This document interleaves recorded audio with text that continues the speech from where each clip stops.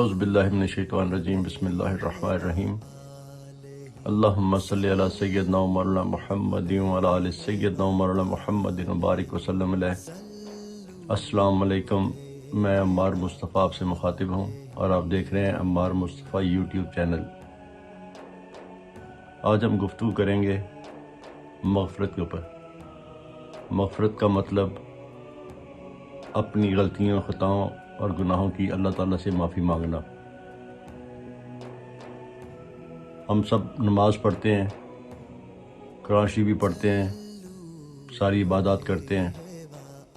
اور جب بھی کوئی عبادت اپنی ختم کرتے ہیں تو آخر میں ہم دعائیں مانگتے ہیں۔ اس میں ہم اللہ تعالیٰ سے گزارش کرتے ہیں باقی دعاؤں کے بعد یا درمیان میں کہیں کہ یا اللہ میری تمام غلطیاں، خطائیں معاف فرما، میرے تمام صغیرہ اور کبیرہ گناہ معاف فرما۔ یہ ہم روٹین میں کرتے ہیں سارا کچھ، اور اللہ کو پسند ہے یہ کہ اللہ کی بارگاہ میں معافی کی درخواست کی جائے، اور اللہ کے دروازے توبہ کے لیے ہمیشہ کھلے رہتے ہیں۔ اور آج کل رمضان ہے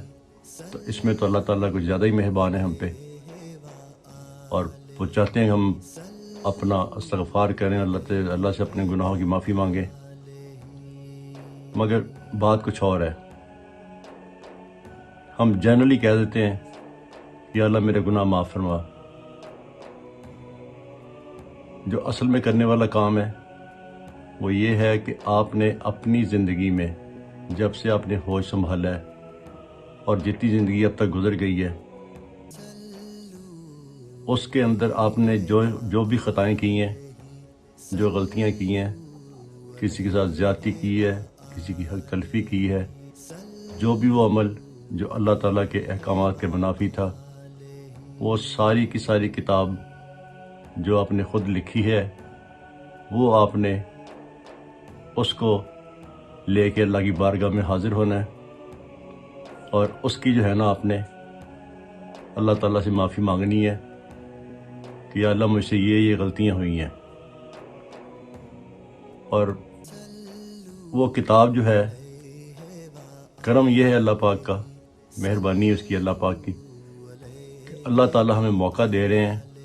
کہ ابھی آپ زندہ ہو، ابھی آپ دنیا میں ہو، ابھی آپ کا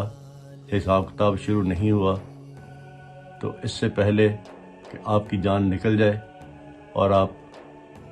حساب کے لیے میری بارگاہ میں پیش ہو جاؤ، اور وہاں پھر بہت مشکلات پیش آئیں گی۔ تو جس بات کی مجھے فکر پڑ گئی تھی اور ڈالی گئی تھی وہ یہ تھا کہ اپنے معاملات سارے اپنی زندگی میں ختم کرو اور اپنی آخرت سنوارو۔ تو میں آپ لوگوں سے بھی یہی گزارش کروں گا کہ اصل میں جو کرنے والا کام ہے وہ یہی ہے کہ ہم نے جتنے گناہ کیے ہیں، جتنی غلطیاں کی ہیں، اس کی ہم نے اللہ تعالیٰ سے معافی کروانی ہے، اور اپنی وہ کتاب، اپنی وہ سلیٹ جو کہ بھری پڑی ہے غلطیوں، خطاؤں اور دوسری غلط باتوں سے، تو اس کو جو ہے ہم نے صاف کرنا ہے۔ وہ جتنی جلدی ہو سکے وہ کر لینی چاہیے۔ زندگی کا کوئی بھروسہ نہیں ہے، کب ہم سانس بند ہو اور چلے جائیں۔ حضرت خواجہ حسن بصری رحمۃ اللہ تعالیٰ علیہ جب ان کا وقت آخر آیا تو ان کی زبان پہ ایک بات جاری تھی، کون سا۔ تو ان کے ایک شاگرد خاص اس بات پہ بڑے پریشان تھے کہ حضرت پتہ نہیں کیا کہہ رہے تھے اس وقت کہ کون سا۔ کچھ عرصے بعد حضرت خواجہ بصری رحمۃ اللہ تعالیٰ علیہ اپنے اس مرید خاص کے خواب میں آئے، تو اس نے پہلا سوال یہی کیا کہ حضرت آپ کیا فرما رہے تھے؟ وہ کہتے ہیں کہ میں اسرائیل سے پوچھ رہا تھا کہ میرا کوئی گناہ باقی تو نہیں ہے، تو اس نے کہا کہ ایک ہے، تو میں کہہ رہا تھا کون سا؟ تو وہ